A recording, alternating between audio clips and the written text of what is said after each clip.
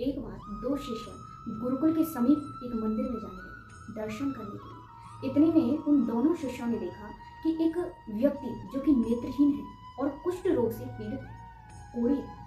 तो जैसे ही दोनों शिष्यों ने देखा तो उनमें से एक शिष्य ने देखा तो बड़ी घृणा मन में आने लगी, और दूसरे शिष्य ने देखा कि वो व्यक्ति जो नेत्रहीन है और जो रोग से पीड़ित है, कुष्ठ रोग से पीड़ित है, वो सड़क पार करना चाहता है, लेकिन वो नेत्रहीन है, इसलिए सड़क पार करना उसके लिए मुश्किल हो रहा है। तो वो दूसरा शिष्य उस नेत्रहीन व्यक्ति के पास गया और उसे पकड़कर सड़क पार करवाने लगा। जो पहला शिष्य था उसने देखा तो बड़ी घृणा मन में आने लगी। दोनों शिष्य मंदिर गए, दर्शन किया और फिर गुरुकुल में चले गए। गुरुकुल में दोनों शिष्यों ने जाकर गुरुजी से कहा। एक शिष्य जिसने कहा कि गुरुजी देखो, एक नेत्रहीन व्यक्ति जो कि कुष्ठ रोग से पीड़ित था, कोढ़ी था, उसे ने छू लिया और छू लिया, इसलिए अपवित्र हो गया, और अपवित्र अवस्था में इसने भगवान के मंदिर जाकर के उनके दर्शन कर लिए। इसने कितना गलत किया। तो गुरुजी ने उसे समझाया।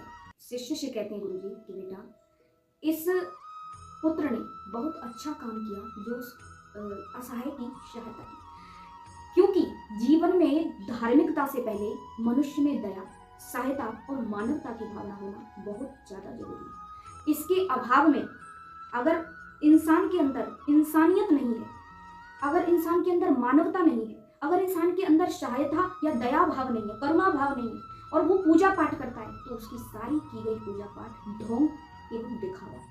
इसलिए और आज के समय की अगर हम बात करें तो आज का इंसान तो मुझको जीवित है, परंतु कहीं ना कहीं इंसान के अंदर की इंसानियत मरती जा रही है।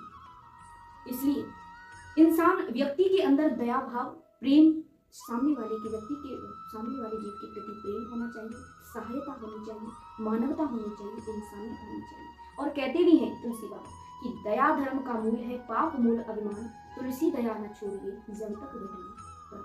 जय श्री राम।